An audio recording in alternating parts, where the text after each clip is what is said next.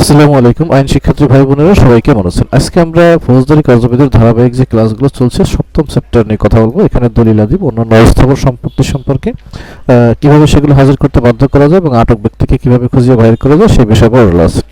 এখন এই 94 ধারাটা এখানে খুবই গুরুত্বপূর্ণ। 94 ধারা হলো সমন। কিসের সমন? দলিল বা অন্য কোনো জিনিস হাজির করার জন্য আদালত কি করতে পারে? সমন দিতে পারে।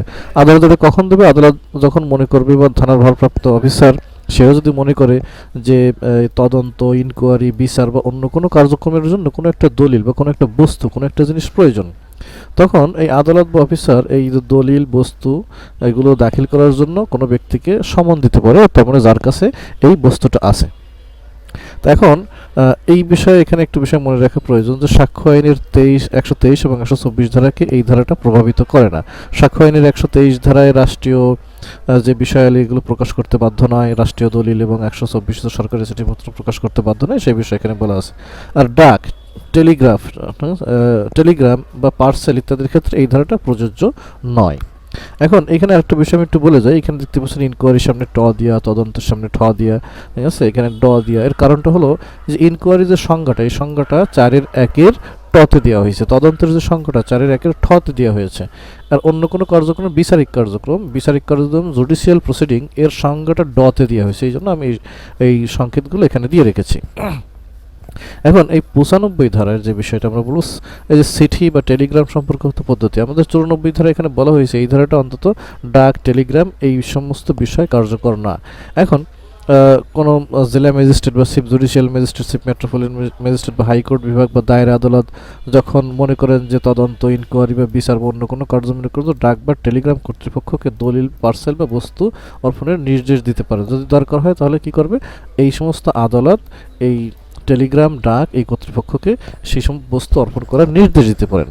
আর আরেকটা বিষয় আছে যে অন্য কোনো ম্যাজিস্ট্রেট বা নির্বাহী ম্যাজিস্ট্রেট, জেলা পুলিশ সুপার বা পুলিশ কমিশনার আদালতের নির্দেশ সাপেক্ষে এই দলিল, পার্সেল বা অন্য কোনো বস্তু আটক করতে পারেন। আমরা সংক্ষেপে মনে রাখবো যে দলিলাদি অর্পণের সমন এটা 94 ধারা, আর চিঠিপত্রের ক্ষেত্রে যে পদ্ধতি সেটা 95 ধারা। এই দুইটা ধারা এই অধ্যায়ে খুবই গুরুত্বপূর্ণ। এখন আমরা আসবো যে সার্চ ওয়ারেন্ট অর্থাৎ তল্লাশি পরোয়ানা। ধরুন যে কাউকে কোনো বস্তু বা দলিল অর্পণ করার জন্য 94 ধারায় সমন দেওয়া হলো অথবা 95 ধারায় লিখিত নির্দেশ দেওয়া হলো, তথাপি সে দলিল বা বস্তুটা আদালতের কাছে অর্পণ করেনি, তখন আদালত কি করবে? সার্চ ওয়ারেন্ট বা তল্লাশি পরোয়ানা দেবে, যে আদালত খুঁজে নিয়ে আসবে যেখানে আছে সেখান থেকে। আমরা সেই বিষয়টা এখানে দেখতে পাচ্ছি। 94 ধারা অনুসারে সমন বা 95 ধারা অনুসারে লিখিত আদেশ দেওয়ার পরও যদি দলিল বা বস্তু দাখিল না করে, তো দলিল বা বস্তু উদ্ধারের জন্য জেলা magistrate, chief judicial magistrate, chief metropolitan magistrate কর্তৃক তল্লাশি পরোয়ানা জারি করা হয়। ঠিক আছে, এই বিষয়টা আমরা এখানে মনে রাখবো।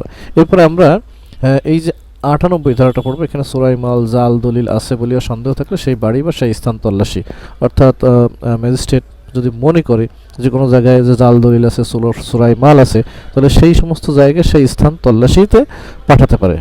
এখন এই যে জেলা ম্যাজিস্ট্রেট, নির্বাহী ম্যাজিস্ট্রেট কর্তৃক জাল দলিল, নকল সিল, জাল স্ট্যাম্প, মুদ্রা, নকল জালিয়াতির যন্ত্রপাতি, সরঞ্জাম বিক্রয়, প্রস্তুত, ব্যবহার বা দণ্ডবিধির 292 ধারায় বর্ণিত অশ্লীল বস্তু, অশ্লীল পুস্তক ইত্যাদি, অশ্লীল সিডি, এই সমস্ত বিষয় যদি বস্তু জমা রাখা হয়, প্রস্তুত করা হয় বা বিক্রয় করা হয়, সেক্ষেত্রে পরোয়ানা জারি করতে পারেন। সেই পরোয়ানা জারি করে যার কাছে পাঠাবেন, অন্তত সে কনস্টেবলের উপরে পদে কোনো পুলিশ অফিসারকে এই দায়িত্ব দিয়ে পাঠাতে পারেন। তো আমরা এই হচ্ছে আমাদের যে চোরাইমাল, জাল দলিলের ক্ষেত্রে এইভাবে আমাদের সার্চ ওয়ারেন্টটা হয়। এরপর একটা গুরুত্বপূর্ণ ধারা আমরা জেনে নেব, সেটা হচ্ছে 99 ক। কতিপয় প্রকাশনা বাজেয়াপ্ত ঘোষণা বা উহার জন্য তল্লাশি পরোয়ানা পাঠাইবার ক্ষমতা। যদি এমন কোনো প্রকাশনা থাকে যেখানে রাষ্ট্রদ্রোহ আছে, যেখানে বাংলাদেশের বিরুদ্ধে অপরাধ আছে, রাজা, রানী বা রাষ্ট্রপতি সম্পর্কে কোনো অশ্লীল বা মানহানিকর বক্তব্য আছে, সেই সব বিষয়গুলো উদ্ধারের জন্য তল্লাশি পরোয়ানা দিতে পারেন 99 ক। অনেক বেশি গুরুত্বপূর্ণ না হওয়ার কারণে এখানে বিস্তারিত আমরা লিখিনি। এবার 100 ধারাটা কিন্তু খুবই গুরুত্বপূর্ণ, যে কোনো ব্যক্তিকে অন্যায়ভাবে আটক করা হয়েছে, যে 340 ধারায় দণ্ডবিধির যে আটক, অবৈধ আটক আছে, তো এইভাবে যদি কোনো কাউকে আটক করা হয় বা কোনো ব্যক্তি হারিয়ে গেছে, তাকে পাওয়া যাচ্ছে না, সেক্ষেত্রে এই মেট্রোপলিটন ম্যাজিস্ট্রেট বা প্রথম শ্রেণীর ম্যাজিস্ট্রেট বা নির্বাহী ম্যাজিস্ট্রেট এখানে তাকে খুঁজে বের করার আদেশ দিতে পারেন, অর্থাৎ তাকে বেআইনিভাবে আটক করা হয়েছে। এই গেল এই বিষয়। আর এই যে তল্লাশি পরোয়ানা সম্পর্কে আর কয়েকটা বিধান আমরা এখানে 102 থেকে 103 আমরা জেনে নেব। যে আবদ্ধ স্থানে ভারপ্রাপ্ত ব্যক্তি তল্লাশি করিতে দিবেন 102 ধারায়, অর্থাৎ যেখানে কোনো আবদ্ধ স্থানে যখন তল্লাশি করতে যাবে, আমরা একটু আগেই পড়েছি যে সার্চ ওয়ারেন্ট, এখানে এই সমস্ত জায়গায় যে বাড়িতে থাকে সেই বাড়ির মালিক তাকে অর্থাৎ পরোয়ানা নিয়ে গেলে সেই পরোয়ানাপ্রাপ্ত অফিসারকে পরোয়ানা কার্যকারী অফিসারকে এখানে প্রবেশ করতে দেবেন। এখানে প্রবেশ করতে যদি ওই আমরা বিগত এসে পড়ে আসছে 48 ধারার মধ্যে দরজা জানালা ভাঙা লাগে, সেক্ষেত্রে ভাঙতে পারবেন। আর দেহের মধ্যে লুকানো আছে সন্দেহ থাকলে সেক্ষেত্রে দেহ তল্লাশি করবে, যেটা আমাদের ওই যে 51-52 ধারায় পূর্বে আমরা আলোচনা করে এসেছি। এবার 103 ধারায় যে কথাটা বলা হচ্ছে যে সাক্ষীর উপস্থিতি তল্লাশি করতে হবে, অর্থাৎ পরোয়ানা কার্যকারী অফিসার যখন কোনো স্থানে তল্লাশি করতে যাবেন তখন সেখানে সাক্ষী থাকবে। তল্লাশি করার ক্ষমতাপ্রাপ্ত অফিসার এলাকার 2 বা ততোধিক সম্মানিত ব্যক্তিকে হাজির রেখে সে কী করবেন, তল্লাশি চালাবেন। আর তল্লাশিতে আটককৃত বস্তুর একটা তালিকা করবেন এবং সেখানে সাক্ষীগণের স্বাক্ষর নেবেন। আর তল্লাশিকৃত স্থানের দখলের অধিকারী, অর্থাৎ ওই স্থানের বাড়ির মালিক বা ওখানে যার দখলে আছে ব্যক্তি, এই তল্লাশি চালাতে সহযোগিতা করবেন, তল্লাশি চালাতে দেবেন এবং আটককৃত বস্তুর তালিকার 1 কপি তিনি পাবেন, অর্থাৎ যে সমস্ত বস্তু আটক করা হয়েছে তার 1 কপি ওই স্থানের অধিকারী বা দখলের অধিকারী ব্যক্তিকে দেবেন। আর এখানে দেহ তল্লাশির ক্ষেত্রে একটা তালিকা করতে হবে, যার দেহ তল্লাশি করা হয়েছে তারকেও একটা কপি দিতে হবে। এই তল্লাশিতে হাজির হতে না চাইলে বা সাক্ষী হতে অবহেলা করলে বা অস্বীকার করলে দণ্ডবিধির 187 ধারা অনুযায়ী অপরাধ করেছেন বলে গণ্য হবে। বিষয়টা আরেকটু বলি, যে ধরুন এই যে বাড়ির মালিকে বা যাকে যে স্থানে তল্লাশি করা হচ্ছে সেখানে সাক্ষী থাকতে বলা হয়েছে কিন্তু সে থাকতেছে না, এর অর্থ হলো সরকারি কোনো ব্যক্তির কার্যক্রমে সহযোগিতা করা হচ্ছে না, এটা একটা অপরাধ। এর শাস্তি আছে 6 মাস 187 ধারা দণ্ডবিধি অনুযায়ী। আমরা এখানে আমাদের এই তৃতীয় চ্যাপ্টারটা শেষ হলো, আমরা এখানে চতুর্থ পার্ট, ঠিক আছে, এবং চ্যাপ্টার হলো 8। এরখান থেকে সামান্য একটু বিষয় দেখে নেব যে শান্তি রক্ষা ও সদাচরণের মুসলেকা। শুধু আমরা এখানে ধারাগুলোই মনে রাখবো যে 106 ধারায় যে দণ্ডিত হইবার পর শান্তি রক্ষার মুসলেকা, যেখানে দায়রা জজ, মেট্রোপলিটন ম্যাজিস্ট্রেট, প্রথম শ্রেণীর ম্যাজিস্ট্রেট, আমরা এক কথায় মনে রাখবো সকল ম্যাজিস্ট্রেট করতে পারে, এটা 3 বছর মেয়াদি, এখানে আপিল করা যাবে। আর 107 ধারায় যে 107 মামলা যে বিষয়গুলো হয়, যে অন্যান্য ক্ষেত্রে শান্তি রক্ষার মুসলেকা এটা জেলা ম্যাজিস্ট্রেট বা নির্বাহী ম্যাজিস্ট্রেট করে থাকেন, 1 বছর মেয়াদি মুসলেকা সম্পাদন করা হয়। 108 ধারায় বলা হয়েছে রাষ্ট্রদ্রোহমূলক বিষয়ে সদস্যের মুসলেকা, দণ্ডবিধির 123, 124, 153 এখানে রাষ্ট্রদ্রোহ সম্পর্কিত অপরাধ আছে। এই ধরনের মুসলেকার ক্ষেত্রে জেলা ম্যাজিস্ট্রেট, নির্বাহী ম্যাজিস্ট্রেট 1 বছরের জন্য মুসলেকা সম্পাদন করতে পারেন।